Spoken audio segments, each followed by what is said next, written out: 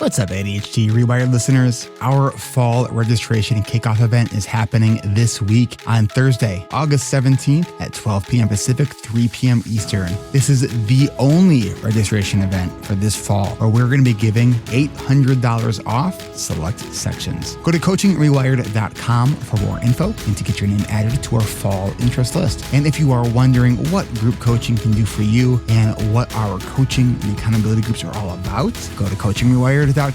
Get your name added to our fall interest list and start your pre-registration process by going to coachingrewired.com. More info at the break. Now, on with the show. I think the first and most important thing is get a diagnosis. Get a diagnosis. And that's a huge thing for our community, right? Because with these things, right, with a lot of the things I was talking about earlier, like the last thing that you want to do is put another label on yourself as a Black person. You know, you're like, shit, I already got enough labels.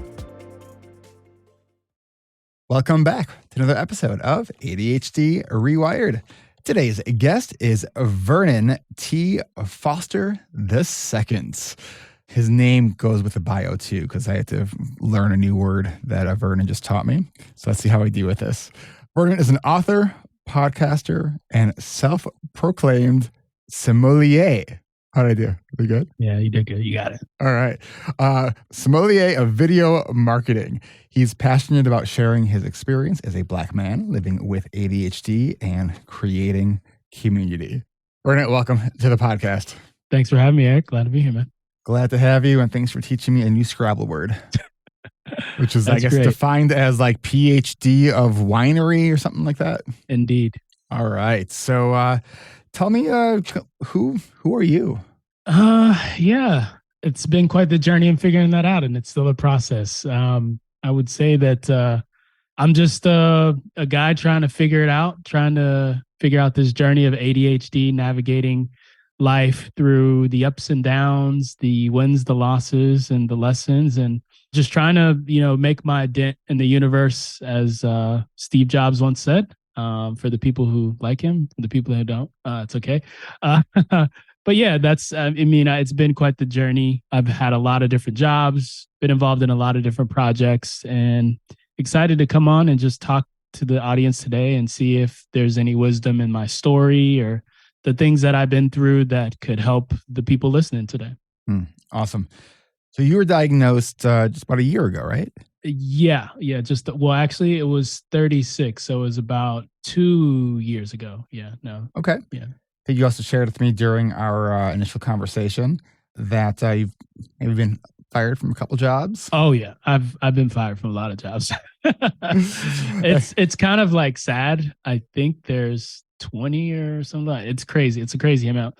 And maybe I'm exaggerating a little bit there, but yeah, my most recent job, I was, terminated from my very first job when I was 18. Worked in a pizza place, Donato's Pizza. I don't even know if they're around anymore. Okay pizza. Cool people though. But yeah, I was eventually terminated from that job. You have enough of these L's, you take enough of these L's, and you start to kind of ask yourself, is there something wrong with me? Or like, am I not doing something right? Do I not have all of the things that everybody else has, right? And if you're not careful, if you're not self-aware and you don't have the tools, that could easily be turned into, a judgment of yourself, and you can get down on yourself and beat yourself up. So I kind of took it on the chin and learned that those things just weren't for me. They weren't strong enough to keep me engaged in my interests long enough for me to stick with them. And I think for the longest time before I was diagnosed with ADHD, I just said, oh man, this is just who I am, right? I'm a floater. I'm kind of a gypsy of sorts, right? I try things, I experiment. My life is a laboratory, right? And it's my job to go and do these different things, go write books, go start podcasts, interview people, work with video, right? Then you come to this place where you're like, oh, well, I guess I'm not as unique as I thought I was. I have ADHD.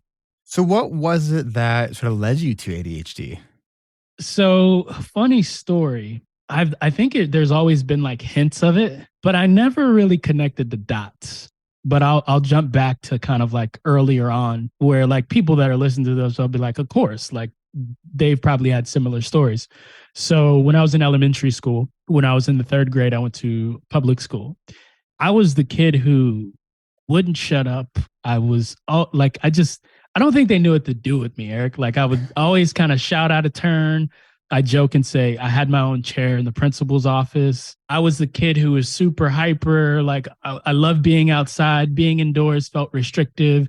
Sitting down for hours on end felt restrictive. And eventually it was brought to my mother's attention that I had what they called at that time SLD, slow learning disability, slow development development disability. I don't know exactly the terminology, right? But it was basically they were saying, hey, your son has this issue. He's not picking up the information well. He doesn't really pay attention. He calls out of turn, right? Like we don't really know what to do with him. So we want to put him in a special class. And it's a class where people are developing slower, that maybe they need extra help.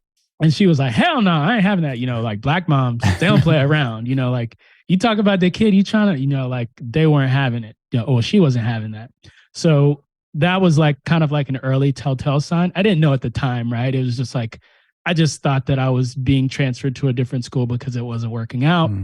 Fast forward, that next year, my mom put me in a private school where it was very much focused on, I think it's more of a holistic curriculum. There was arts, there was language, there was play and all, sports and right, very diverse curriculum. And the classes were a lot smaller. I think in my elementary school, there's probably like 20 or 30 kids. In my private school, there was probably like 10 or so of us or something like that. So smaller class size obviously means like you get more one-on-one time with the attention, and the teachers, I'm not sure where they found these teachers, but they're very compassionate, right? They very much took their time with me. They understood that, yeah, maybe this kid, he's definitely unique in his own way.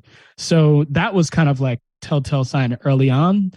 Had I known about ADHD and what all this stuff meant or diagnosis, I didn't know anything at that time. And I think for my mom and probably for a lot of families that are, Black, Latino, they may look at these things as kind of like labeling their kids, and they don't want to do that, right? They don't want their kids to believe they're less than, because there's already enough obstacles that we have in our way, right? There's already enough barriers that we have to cross. So it's like, if you're going to tell my son that they have a learning disability, I'm not having that shit. Like, hopefully I can cuss, sorry. Or we can edit that out. And so that was the early telltale sign. Now, fast forward to... What was like the makeup of your school? Was it a diverse school? Or it was white. It was all white kids. Okay. Yeah. So I was used to being the token black kid, pretty much. Did you feel that? How did you feel that? And do you think that part of the way they were trying to help you was like, what do you think there was some like, I don't know, like covert racism in there? Like, even if it wasn't, probably. Yeah, probably. I mean, I grew up in like the school I went to was like backwoods then, right? And I mean, I didn't know it at that time, right? I wasn't aware of it. Like as a kid, you're not really aware of those things, right? You're not conscious, right? You're just like, I'm a kid, I'm like everybody else, man, fun, eating popsicles, eating pudding, But I do believe that there was like some of that going on, like, or maybe like it was if a teacher isn't they've only taught certain students, right? And they only have a idea of what a black kid is based on what they see on TV, or like, oh, he's probably a criminal, or like, so maybe they're treating me a little bit different than they would treat other kids, right? So I would say that was probably some of that there. Yeah. All right. So you're going to fast forward a bit. Yeah. So fast forward to, and I'm going to skip middle school, but we can go back there because I was definitely a problem child in middle school. My mom actually came to school with me, so I didn't get kicked out of school. They were like, if you don't come to school with your kid, then she actually suggested that. She said, hey, if you don't kick my kid out of school, I'll come to school with him for a week and make sure he stays in line. So my mom actually came to school with me for a week. And at first I was pissed because I was like, this sucks. I'm going to look like an idiot. But it actually turned out to work in my favor because all the girls were like, Vernon, your mom is so nice. And I was like, yeah, my mom's nice. Yeah. So it actually worked out in my favor. but that, that's like that was kind of like a little story that I thought I'd throw in there. But fast forward to college. So I went to Florida State University. By the grace of God and the universe, they let me in. I was definitely not an academic, but I was definitely a C student. I struggled, dude. And in college, in these classrooms, like when you get into these bigger universities, because I transferred from a community college, they have classrooms where there's like hundreds of people. Like there was like this. I remember, I think it was like my finance class, Banesh. It was like a principles of finance or intro to finance. Dude, it was stadium seating in the classroom. And it was like taking a test in there was overwhelming. So I discovered I had this thing called test anxiety, because every time I would go in these classrooms and they'd have this timer on the screen and pass out the Scantrons. And I'm usually like the last one, if not the last one. And I'm like, I'm having to kind of like hurry up and like bubble things in. Oh, I hated the bubbles. They're like, I whenever I hear the word Scantron, the number of times that I would get to the end of like the test and realize like it's a 50-question test and I'm just filling in the 49th thing, but it's the last question, and I realized, oh crap, I missed what. And like the number of times I did that was like just painful. Yeah, I feel you, man. I feel you. So I'm taking these tests and I'm like bombing these tests, right? And you only have a couple of, back then it's like you have like the first test in the beginning of the semester, you have like the midterms, and then you have the final, right? Yeah. So like 2 or 3 tests in a paper, like that's your grade. Yeah, if you fail 1 or 2 tests, you're already screwed, right? Like there's no turning back. So I'm in the first semester and I'm like, yeah, this isn't gonna work. So I of all people, I reached out to my brother. I go, hey man, this is what's going on with me. And he's like, hey, you got to go down to the testing center, man. And I'm like, well, the testing center, it's like, it was almost like this hidden secret, that like this cheat code that like no one knew about, right? And it was like, oh, you got to go down to the testing center and you got to like get tested for test anxiety. And if they see that you have a disability, then they'll give you more time, man. And I'm like, dude, you didn't tell me this? I'm over here struggling my ass off, trying to make it through finance. And so I go down to the testing center. They do this whole diagnostic thing. I mean, it took like an hour and a half, like I'm spacing out. And so come to find out, when they do their research, they put together, I still have this document. It's like a 30-page document that they've done all these diagnostic tests.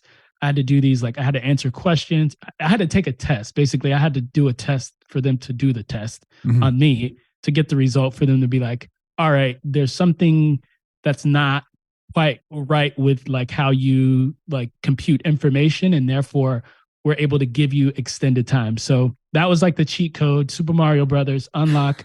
Now I got time and a half. So if the test was an hour, I got an extra hour and a half, right? So that actually gave me less anxiety, because I'm in a room with like a proctor, which is somebody who like oversees, right? And then like there's like maybe like 1 or 2 other people in there that have like a similar thing, right? And so that was actually the cheat code that helped me get through college. That, some Adderall and late night library hours. I don't know that I would have been able to get through it. So when I look back on my life, that was call out number 1 was elementary. Call out number 2 was the testing center.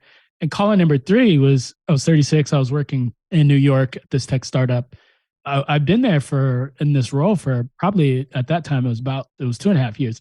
And I was just kind of like, just floundering. Like I just wasn't able to, I don't know if I just wasn't able to get the energy, or I wasn't doing the things that I needed to do. I couldn't even like motivate myself. It was just like every day I'd wake up and I'd be like, all right, I know I got to do this. And I just sit in front of my computer and I'd barely like eke out 1 or 2 tasks. I saw this coming down the pipe and I was like, dude, I'm going to get fired. Like this is what happens every job that I've had, right? I get to this I know point this pattern. Yeah, I spot it, right? I was like, I'm toast if I don't figure this out, right? I can't get fired from my job, like it was a series of things that happened that led to a conversation with the guy who is in HR. He was like, hey man, I noticed like you're in meetings and stuff. And he's like, I see you. He's like, have you ever been tested for ADHD? I was like, nah, man, no. He's like, I think you got ADHD. You should probably go get tested for ADHD. Okay. I guess at this point, I mean, I'll try anything. I'm pretty desperate. So that was the genesis in terms of me getting the diagnosis. I go and I remember taking this test. There's this one test, and I don't know if you know what this is, Eric, but there's a test that they do where it's like these different colors, and then there's names by the colors, and then they the Stroop switch. Test. The Stroop Test. Yep. The Stroop Test got me. That made me feel like an idiot, right? And for listeners that don't know, that it's literally the names of colors like that are written out, except like the word yellow is like in green, and the word red is in like blue. And so it's keeping a rule set in mind to inhibit one piece of stimuli to be able to focus on another. Like it's kind of a working memory and inhibition task. It's way harder than you might think.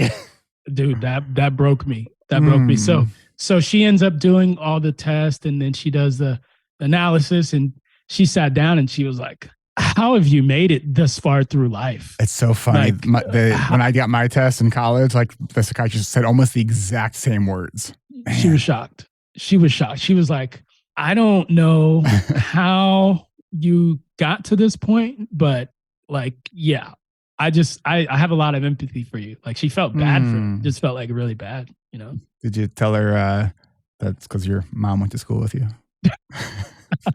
My mom had a lot of, no, I was just like, I think on one hand, it was like, damn, the 5 phases of grief or whatever it is, right? But then on the other hand, it was like, I'm pretty strong. I'm pretty tough, man, to be able to endure like life with one hand behind your back the whole time, right? Trying to play the game, right? So it felt like a weight was kind of lifted. It was like, okay, like everything kind of makes sense. Well, let me ask you this before we had to break. You mentioned when you were in college that one of the things that helped you after you got that evaluation at the testing center was Adderall. Was that prescribed Adderall? Or no. Oh, okay. No. All right. That was like your boy knows somebody who knows somebody at the Greek house who knows somebody. I mean, that's so uncommon on college campuses. Yeah, no. It's and for all of you college folks listening, so you might not realize this because you probably have gotten help getting your medication filled at this point in your life. But when you actually become an adult where you actually have to do all of the things on your own, it is a pain in the ass of all the hoops we got to jump through to get our meds filled. And part of it is because they're trying to eliminate medication diversion, which is what it's called on those college campuses when someone with ADHD is giving meds to somebody without ADHD, right? Please don't do that if you are prescribed ADHD meds, because it actually makes it harder for all of us. Yeah, I'll just add that, like, I wouldn't recommend that either, because you don't know what you're taking, especially on college campuses, and there's all kinds of stuff floating out there. I was just desperate. I basically used it to cram before my exams, and I'd spend like 6 hours, 7 hours, 8 hours overnight in the library. It wasn't super effective for me because I just wake up the next morning and I'm like groggy, and I remember like half the things that I was studying, right? Like it was a terrible like strategy, but like, again, I was desperate and I did whatever I had to do. I wouldn't recommend anyone doing that. Please get a diagnosis, seek professional help, right? All that stuff, if that's the route you're going to go. I do want to also share a test taking strategy, but before we do that, I want to take a quick break and we will be right back. Support for this podcast comes from ADHD Rewired's coaching and accountability groups. Have you ever wondered if it's possible to live the kind of life that you want with ADHD? What would it be worth to you if you were able to work beside other adults with ADHD, to be understood and accepted, and to finally tap into that potential you maybe didn't even know you had? Do you have a vision of where you want to be, but are feeling stuck because you aren't quite sure where to start? That's where coaching can help. Our fall season of coaching and accountability groups is just around the corner, which means registration is starting this week. So if you want to join us this fall, go now to coachingrewired.com to get your name added to our fall interest list. Once you've added your name, you'll receive instructions on what you'll need to complete so you can join us for our fall kickoff registration event this week, Thursday, August 17th at 12 p.m. Pacific, 3 Eastern. And for this Thursday only, if you get registered with us this week on August 17th, you will be able to take advantage of $800 off the cost of registration when you join sections 1 or 3. This is a one-time promo only and will only be offered this Thursday, August 17th, so don't wait. Registration is by invitation only, so get your invitation by going to coachingrewired.com and get your name added to our interest list and watch your email for instructions. Every season, our coaching members work together to learn how to ask better questions, plan their days, weeks, and months, and discover that they do not have to do any of this alone, and neither do you. So what are you waiting for? Kick off your personal growth and invest in you by going to coachingrewired.com to get registered for our fall registration event. That's this Thursday, August 17th, and come grow with us. Hey, and if you're listening to this after the fact, go to the website and find out when the next time you can register is. That's at coachingrewired.com.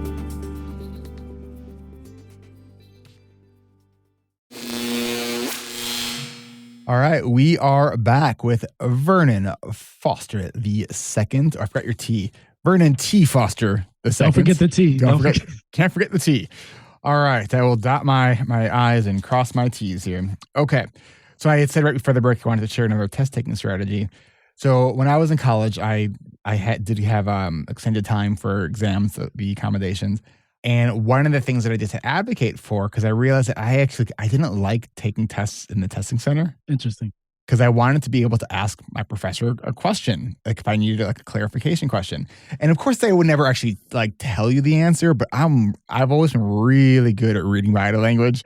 And so I learned how to ask questions in such a way that like even just the way of their non-response would give me all the information I needed.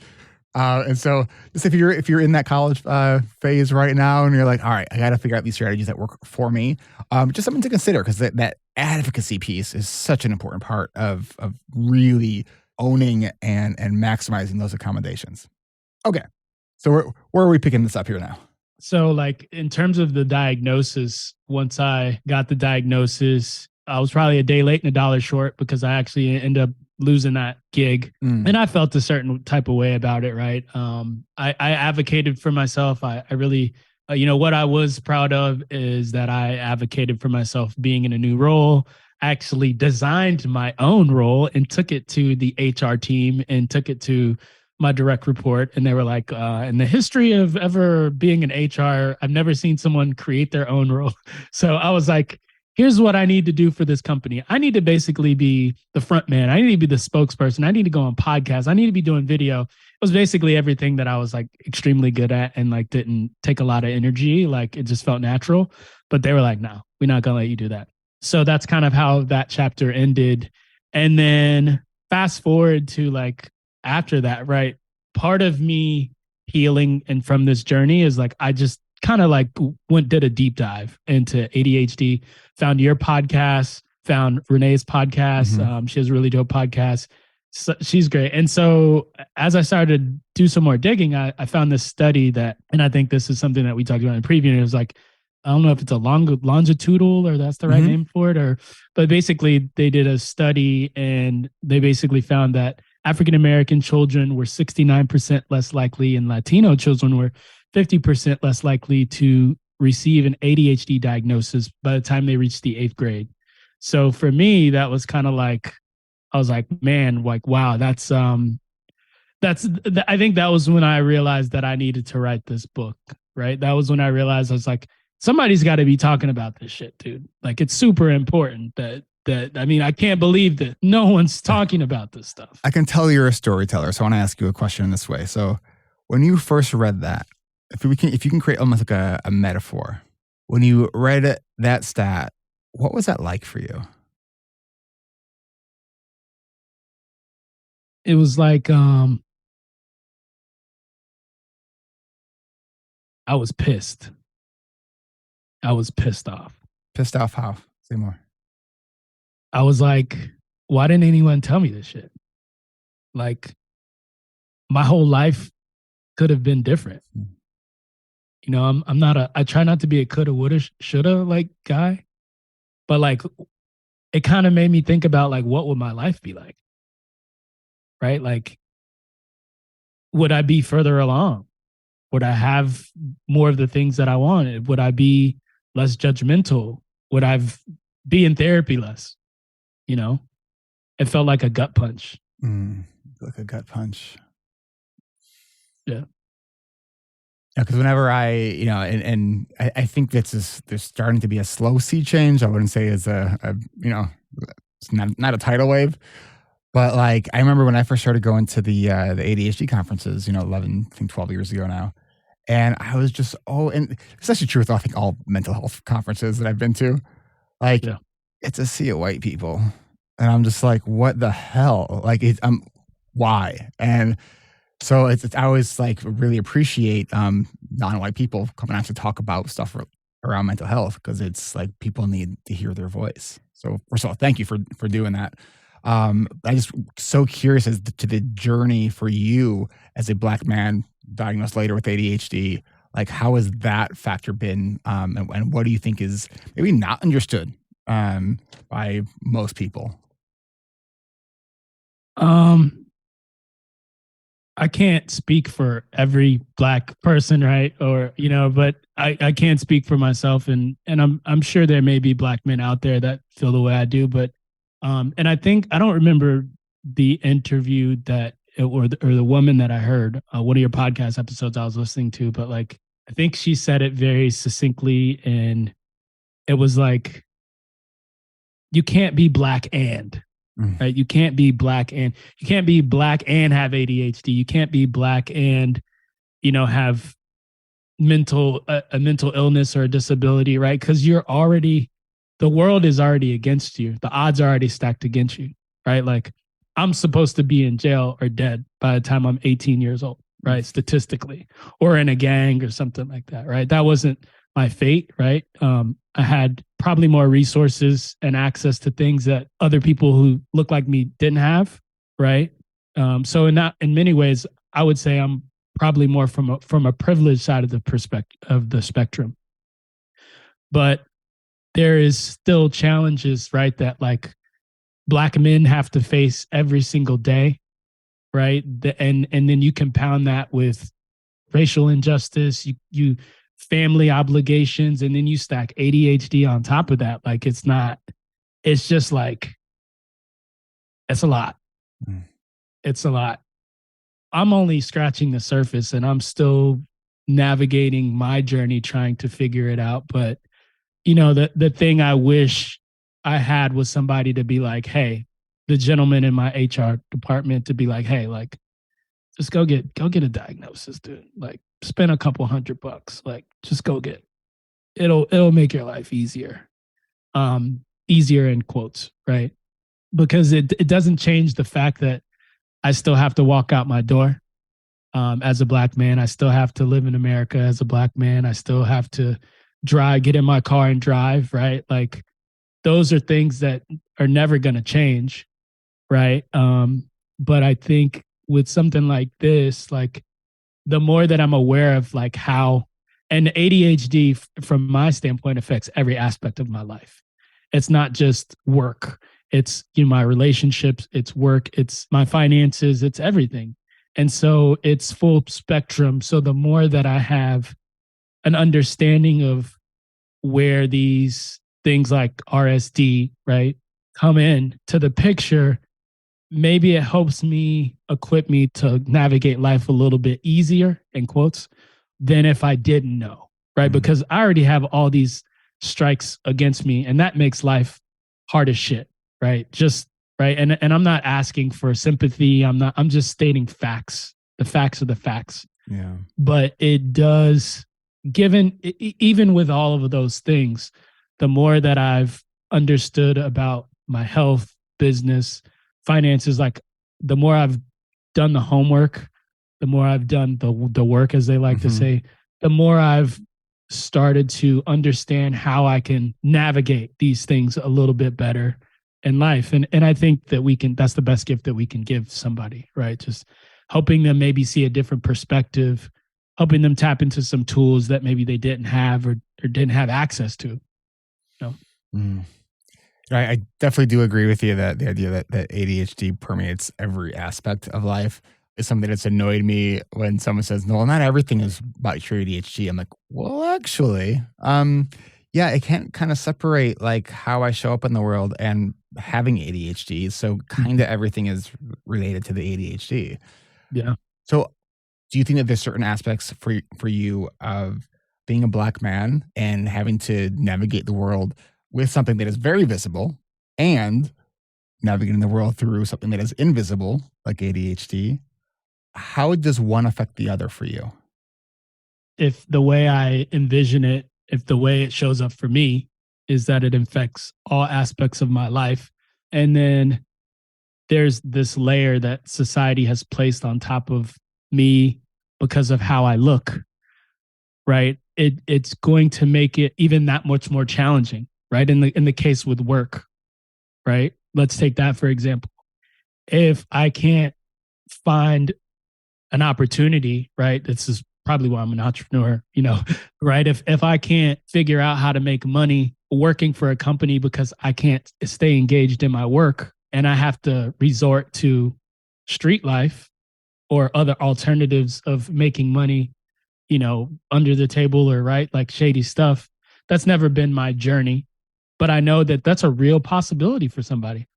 If you can't graduate from high school, right, and you can't get a degree because you have a disability or you can't retain the information or the teachers or the professors aren't taking the time to put you on game and realize that maybe like you need a little bit more time, right? Like your whole year, I mean, I could have easily been in a prison or in a jail cell. And I try not to forget that, right? I try not to be like, oh, I'm above those people, right? Like all it takes is one wrong move or me getting thrown out of school or my mom.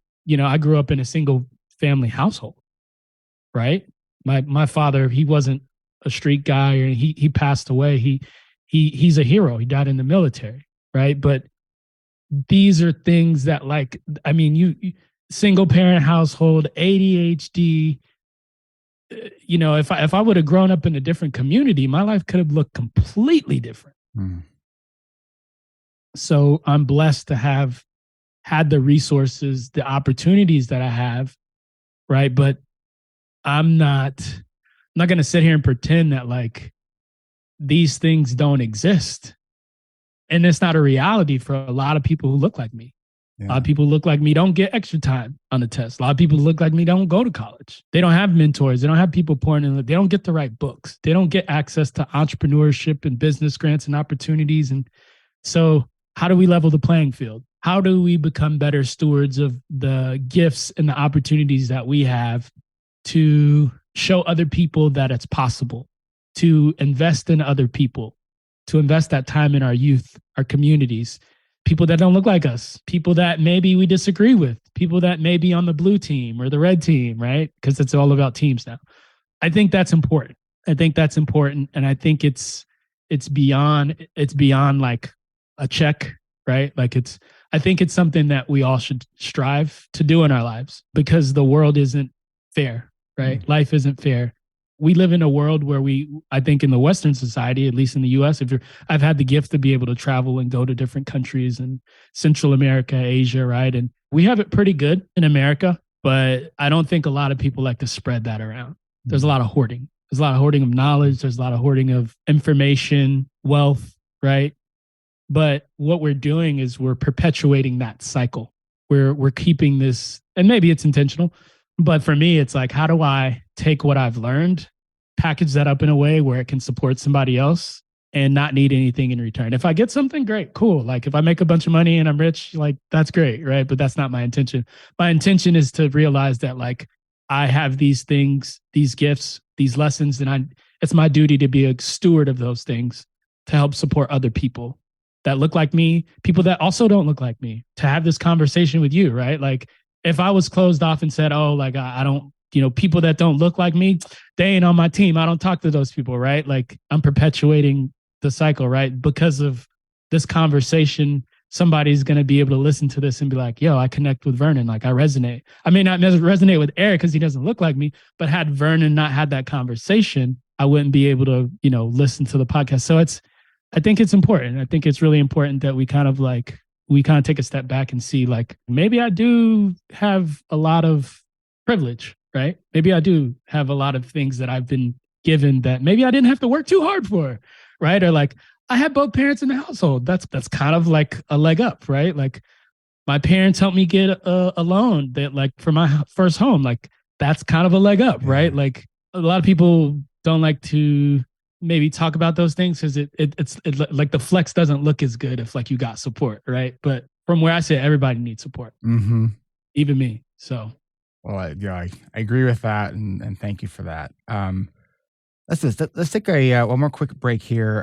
When we come back, I would love for you to share some of the kind of your main tips, the things you've learned over the last year or so, as you're learning to navigate ADHD as a Black man.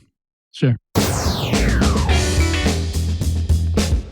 ADHD Rewired is not brought to you by the following product because it doesn't actually exist. Do you suffer from pentastrophe daily? Is your desk cluttered with an army of rogue pens, abandoned paper clips, and wayward sticky notes? Say goodbye to stationary chaos with the revolutionary Desk Dynamo 5000. Introducing the Desk Dynamo 5000, the ultimate pen and stationery organizer for all your runaway writing utensils and stationery assortments. The Desk Dynamo 5000 features things like the Penzilla slot, tame even the wildest unruly pens. This supercharged slot holds writing utensils of all shapes and sizes, whether it's a humble gel, a bashful ballpoint, a sassy Sharpie, a quiet quill, or even a fancy fountain. Never again will you have to dash and dig just to find your favorite one. Other features include the enchanted eraser realm. This magical compartment keeps all your erasers safe and sound, ready to erase any mishaps in a snap. Your erasers will be so happy they'll never want to wander off again. Also featuring the Paperclip Corral. Say yeehaw to the wild paperclip rodeo. With the Desk Dynamo 5000, paperclips will line up neatly in their own designated space, saving you from the eternal struggle of untangling them like spaghetti. Unless you like that kind of thing. The next feature is the Serene Sharpener Sanctuary. Keep your drafting tools sharp and tranquil in this zen-like corner and achieve perfection with ease and grace. Your friends and colleagues will be so envious of your orderly desk, they'll wonder if you hired a professional organizer, or may even wonder if you still need to have that ADHD card. With the Desk Dynamo 5000, everything has a designated spot. No more digging through the depths of your desk. All your stationary dreams are just an arm's reach away. So bid farewell to the pen and paperocalypse and embrace the ultimate organizer with the Desk Dynamo 5000, where marker madness ends and stationary serenity begins. Warning, may cause stationary envy among friends and coworkers. Do not use Desk Dynamo 5000 if you enjoy chaotic desk adventures. ADHD Rewired is not responsible for any newfound stationary addiction. I don't know about you, but I'd love it if the Desk Dynamo 5000 existed, because some days I swear my favorite pen has legs and has run away on me, even though I could have sworn that I put it right here. Nope, I'll look for it later. But what we don't need to look for is a supportive community of wonderful neurodivergent people just like us. Like in our award-winning coaching and accountability groups at coachingrewired.com. We even have a free Facebook group, or in our adult study hall community at adultstudyhall.com, the ADHD-friendly online co-working space. Whether you need on-demand body doubling or guided sessions for cleaning, organizing, writing, or your most dreaded tasks, we have sessions for all of that and more, and that's at adultstudyhall.com. Or you can join our Patreon community at adhdrewired.com/Patreon. Perks start at just $5 a month, and support can start at any amount that makes sense to you. Want to try a little group coaching? Patrons at $25 a month can jump in for our monthly coaching calls every fourth Tuesday of the month. You can get an hour of my time with a few other people. Otherwise, get everything ADHD Rewired at ADHDrewired.com. That's ADHDrewired.com.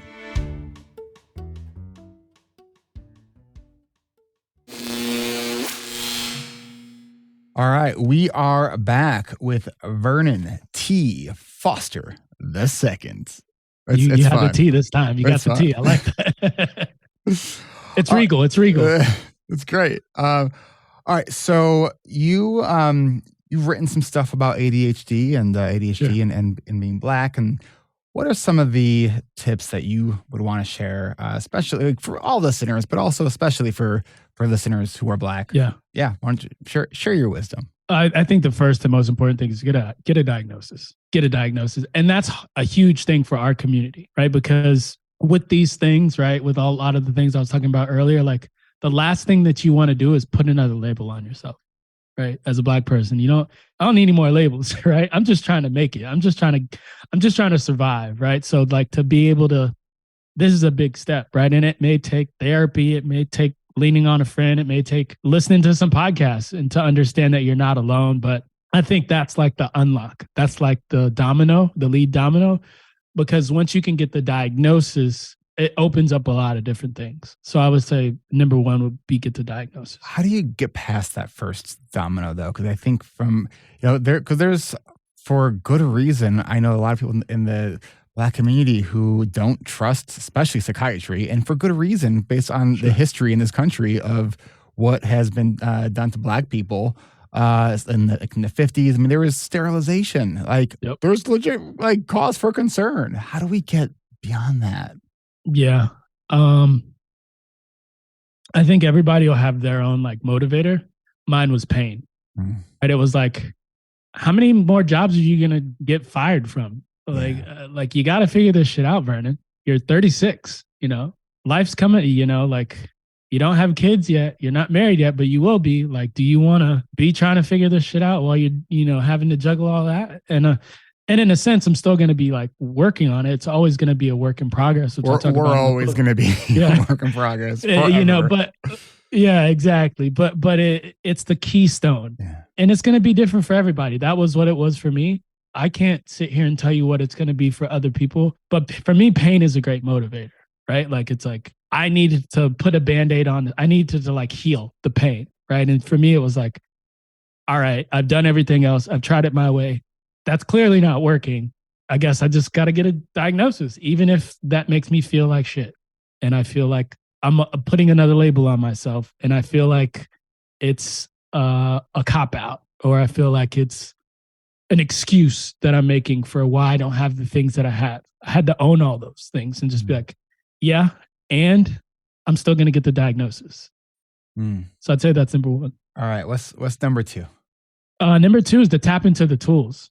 Once you get the diagnosis, right, I know you've been doing this for a long time in teaching in your programs, and like that kind of is like the unlock. So it's like, okay, now that you have the diagnosis, for me, it was like the 5 stages of grief, right? It was like, okay, like I have this diagnosis.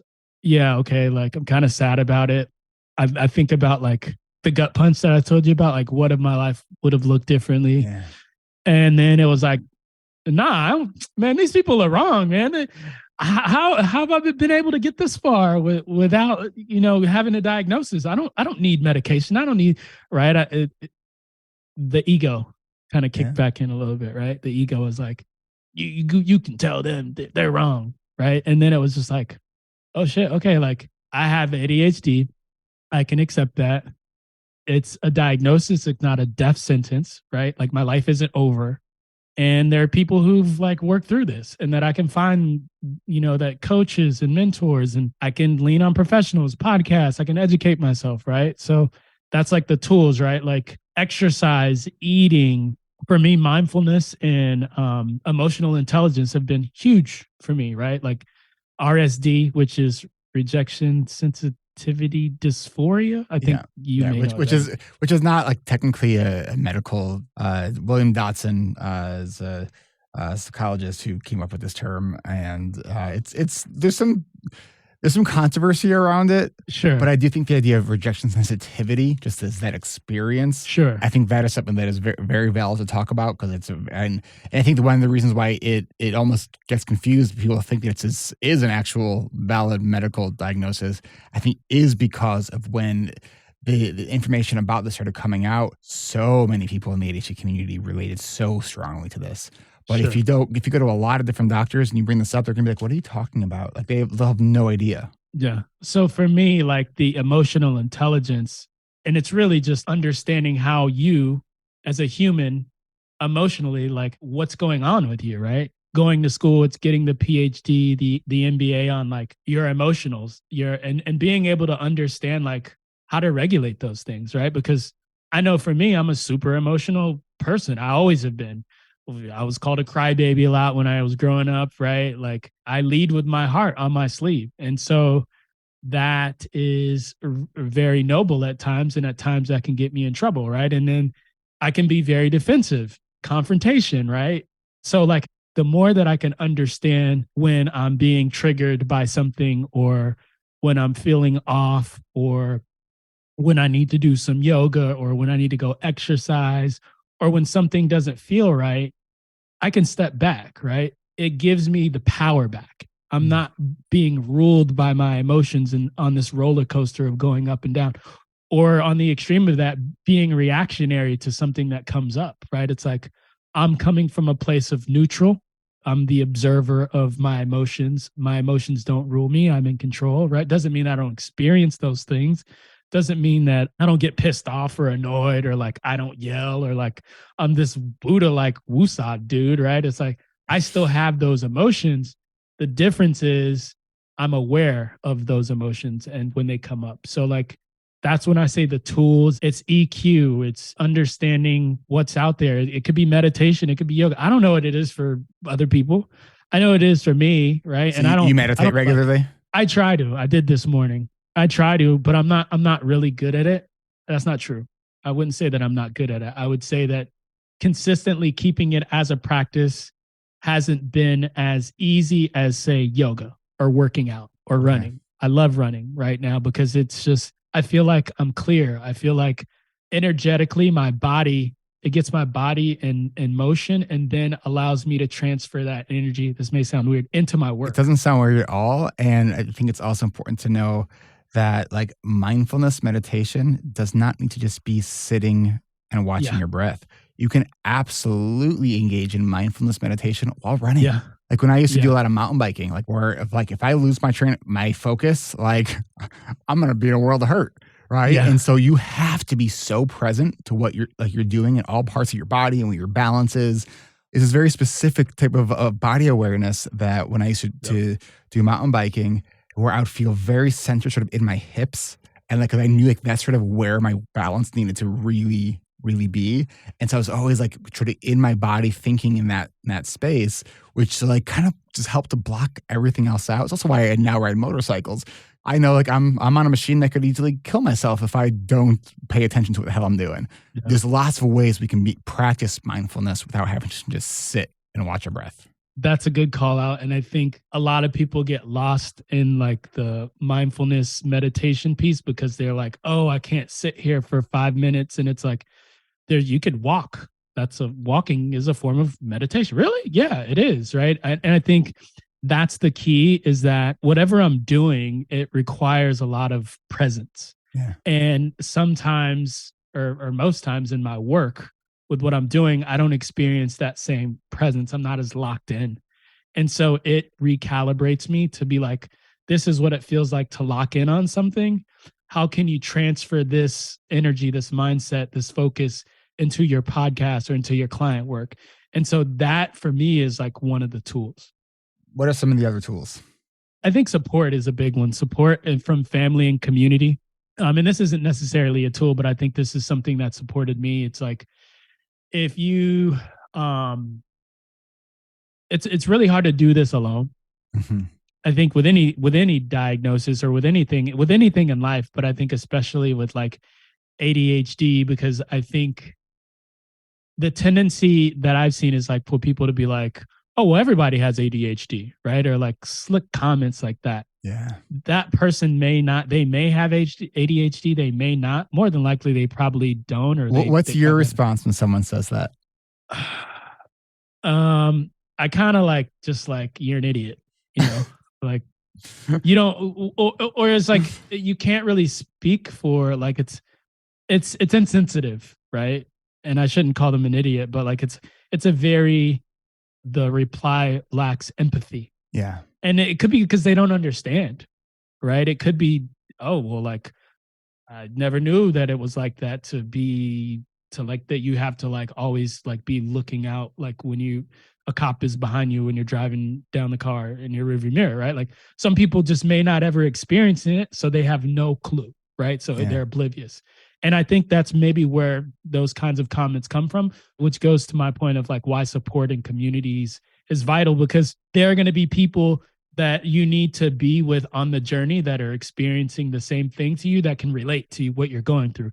As an entrepreneur, you and I both, we know this, right? Like if you're around a bunch of people that work a 9 to 5, nothing wrong with people that work a 9 to 5, but as an entrepreneur, if you're around other entrepreneurs, they're going to be like, look, dude, I suck today just like you. Like we missed, payroll, last week. And you're just like, oh man, I'm not alone, right? So there's a little bit of like that, like you don't feel alone on the journey. I was just thinking that working a 9 to 5 sounds worse than having like my mother come with me to school for a week. Yes, I would take that. I would take that. And nothing against people who work 9 to 5. I love you guys. You guys make the world run. It's just not necessarily works for me after lots of evidence of experimenting with that. So support and then family. I think community is one thing. The cool thing about community is that like you don't get to choose your family, but you get to choose your community. You get to choose who you surround yourself with. Very powerful thing to remember. But your family, on the other hand, right? Like you love them or hate them, they're your family, right? So it may take educating them, right? Because my mom didn't know what ADHD was back then, right? She just like, what are these people trying to tell my kid? Like they ain't putting no label on my son. Like the only label I'm giving him is a king and a genius, right? And I love my mom for that, right? And nothing wrong with that, right? But if, for example, with my partner, I've done a good job, or at least I think I have over the last year and a half of like helping her understand like why I forget things. If it's something that's important, why we need to have an invite on the calendar, because if it's not on the calendar, then it's not real, So I think that could be another form of support from your partner, right? Like even if it's just when we have conversations about important things, how can we document these things in some way, or set a reminder for myself? Not saying that you put it all on them, because that's not fair. It's not their responsibility. But like I always say, how do I help you to help me to help us? Right? I love that. You help me help us. Because there's a difference there between codependency and accountability, right? Like a codependent, and we talk about this in our coaching groups. Codependency is, hey, remind me to do this thing, would you? That's not somebody else's job to remind you to do the thing, right? It's like, I'm going to do this thing. I will let you know that I did this thing at this day and time. If I don't check in with you about that, could you maybe follow up with me? Exactly. Because one, you're giving that other person the option to say, no, I can't. Right. Sure. And it's not, the onus is not on them. It's on you seeking that support. Vernon, do you think that there's any differences maybe in the conversation when you're talking with family as a Black person who there's more this stigma around mental health stuff, when you're trying to get support, connection, understanding from family, from your community? Do you think there's like certain nuances in that conversation that need to happen? I think the question you're asking, is there a difference between the support, like the understanding of what the support needs to be from family versus community? Well, how to communicate that support, how to communicate that you have ADHD. Yeah, it's tough. I haven't figured that out quite yet with like my mom. Like I've said that I've had that I got a diagnosis, and I think like it may be tough for parents. They don't want to see you in like a negative light, right? So I think that may be tough for parents. And me and my mom have a great relationship. She's an amazing woman, super powerful. I love her. She's an inspiration, But I think that conversation I'm still like figuring out how to navigate. It does help with siblings if they also have ADHD. So for example, my brother, he has ADHD. And for him, it's a lot more extreme than me. And so like, we just kind of like make jokes about it, right? It's just like, yep, and you got ADHD, like whenever he forgets it, like, oh, I'm gonna call you back later. And I was like, yep, the birds got him or something like that. When we're having conversations, right? And he's like going a million miles a minute and he's like talking about something, and I'll have to like pull him back in. So it's cool. It's cool to have like a sibling that has it. I can kind of see it like as it unfolds. I'm like, oh, he's about to go off the rails in 3, 2, and and And I love him, right? Like I do anything for that guy. We have a fantastic relationship, and but we kind of joke about it. And his wife does a really good job of like reeling him in and like making sure there's like the areas where he like needs support. Like she does a really good job. We kind of like have fun with it and kind of make light of it because we know that It's it's something healthy. that we It's a both healthy struggle- thing to. Yeah. It's a healthy way to cope. Yeah. It affects all of us differently, but I think it's important to have a common shared experience. I think it doesn't matter, where you come from, what you look like, being misunderstood and feeling like you're the only one is one of the most like isolating, like depressing experiences there is. That's why community is so important. Yeah, no, I 100% agree with that. Any other tips you want to share? I think we hit on this earlier. It's kind of like the work in progress mindset. I think as I've gotten older, I just realized that like no one has their shit figured out. Nobody. I think in your 20s and maybe your early 30s, and when you're a teenager, you don't even care. But in your 20s and your early 30s, you're so like gung ho, or at least I was. I can't speak for everybody else, but I was so gung ho about like I have to have it figured out. My life has to look exactly like this. And I think that created a lot of angst. That created a lot of like disappointment, a lot of self-judgment. And I'm still learning how to not be so critical.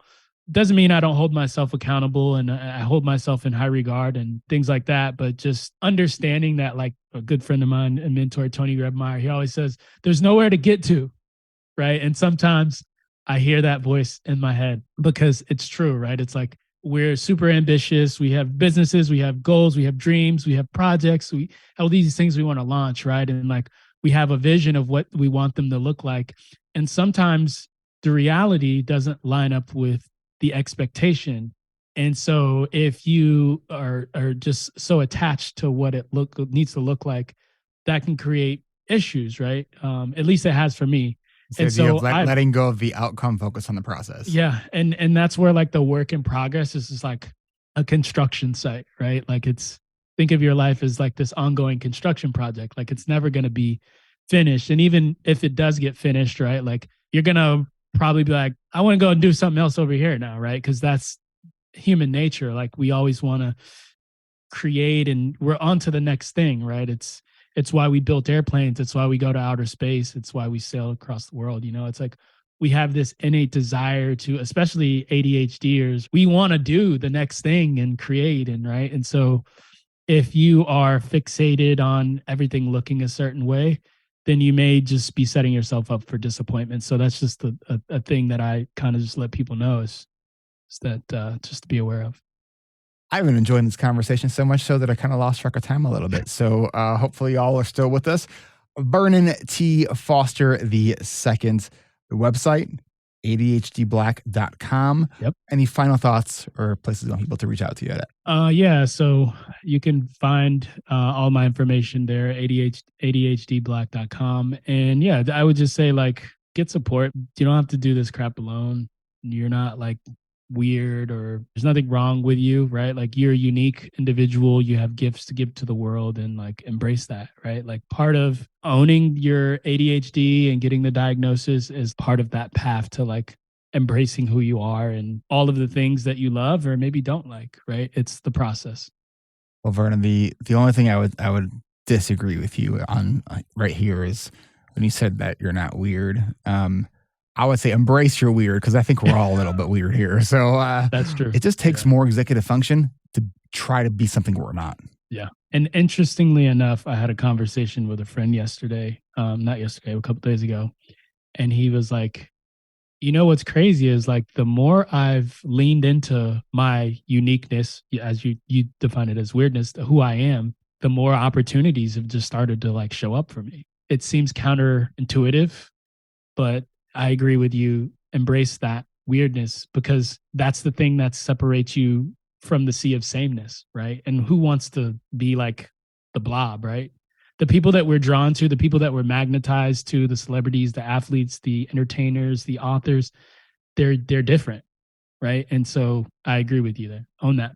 Vernon, thank you so much for this conversation. I've really enjoyed it and appreciate you sharing your journey and your insights. So thank you so much. Thank you for having me, Eric. It's been great, man. It's been a pleasure. Thanks.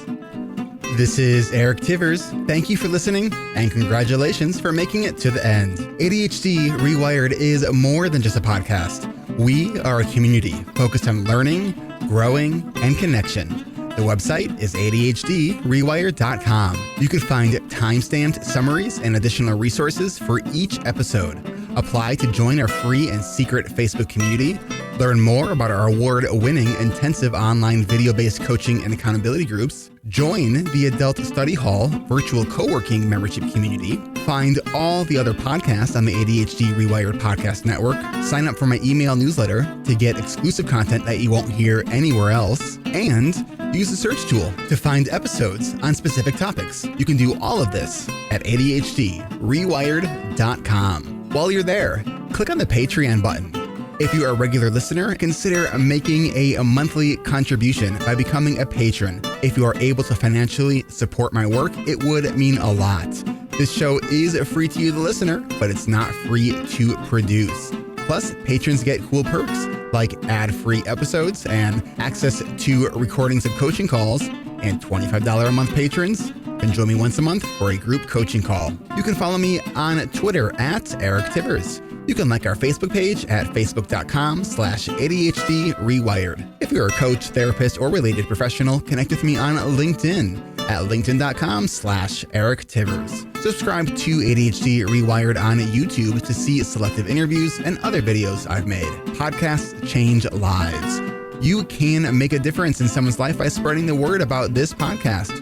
Mention it in your online communities on Facebook, Twitter, Reddit, or wherever you hang out online. And be sure to share it with your friends, family, your therapists, your coaches, doctors, siblings, parents. And if you, your coach, therapist, doctor, or ADHD support group leader would like a pack of podcast postcards to hand out, you can request those at the website, ADHDrewired.com. If you are a member of CHAD, ADA, or any other ADHD support group, please be sure to tell them about this show and all the shows on the ADHD Rewired Podcast Network. You can even show them how to download it on their phone. And if you really loved this particular episode, please hit share on your podcast player. I'm only one person, and I do count on you to help spread this message. One of the biggest things that you can do to support this podcast and help other people discover it is to leave an honest rating and review on Apple Podcasts or any other app that supports reviews. And don't forget to hit subscribe so new episodes are automatically pushed to your favorite podcast app. Looking for more ways to listen and learn? Get a free audiobook and a 30-day free trial at Audible by going to audibletrial.com/ADHD Rewired. Here is my list of must-listen-to audiobooks updated July 2021. Nonviolent Communication by Marshall Rosenberg. Attached by Amir Levin and Rachel Heller. Atomic Habits by James Clear. The 5 Dysfunctions of a Team by Patrick Lencioni. Crucial Conversations by Carrie Patterson. The Coaching Habit by Michael Stainer. The Body Keeps Score by Bessel van der Kolk. Rest by Alex Sujong Kim Pang. The 5-Second Rule by Mel Robbins. Make It Stick. The Science of Successful Learning by Peter Brown. The Productivity Project by Chris Bailey. Meditation for Fidgety Skeptics by Dan Harris. Change Your Questions, Change Your Life by Marilee G. Adams. I always recommend to my coaches and admin that they read that book. The One Thing by Gary Keller, a required reading for all of our coaching group members. Procrastinate on Purpose by Rory Baden. The 4 Tendencies by Gretchen Rubin. The Art of Asking by Amanda Palmer. And if you're looking for something a little bit more magical, I have fallen in love with the Harry Potter series, and the narrator, Jim Dale, is amazing. And of course, if you haven't yet boarded the Brene Brown bus, all of her stuff is great, starting with Gifts of Imperfection, Daring Greatly, Rising Strong, and The Power of Vulnerability. And if you're an entrepreneur or leader, be sure to check out her book, Dare to Lead. Do you have something that you would like to share? Click on the podcast tab at ADHD Rewired. Click the button to be a guest at the top of the page and schedule a 15-minute interview. This is Eric Tivers, reminding you to keep learning, growing, and connecting. Self-care is not selfish. No matter what you get done or don't get done, you are still enough. And no matter how hard it feels, we can do hard things. And we don't need to do them in the hardest way possible. Thanks for listening. I'll catch you next week.